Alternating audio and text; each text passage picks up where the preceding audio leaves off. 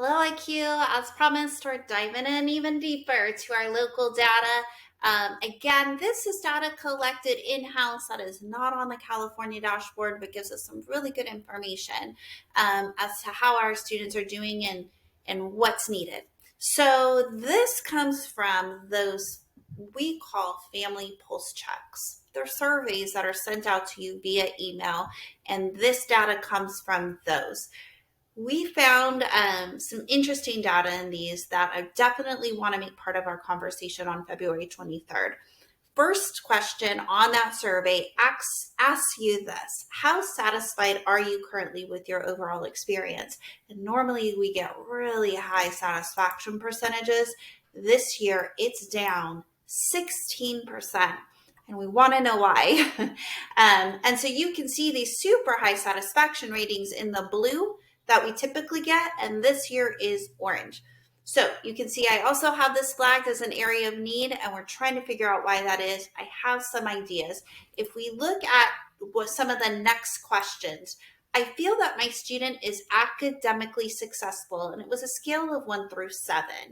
And we see here, I keep moving my camera, that is also down quite a bit, 11%. And so now I start wondering if some of this lower satisfaction might have to do with families expecting a little better academic success out of their students, rightfully so, right?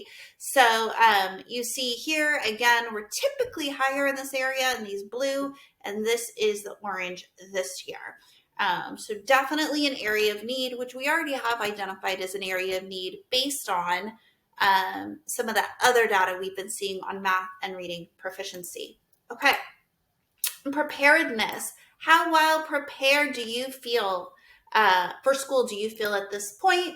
We're just down slightly here. That might even be negligible. I do have it as an area of need just because it's important, but you can see in high school it's even, and in middle school, the preparedness is even up from last year.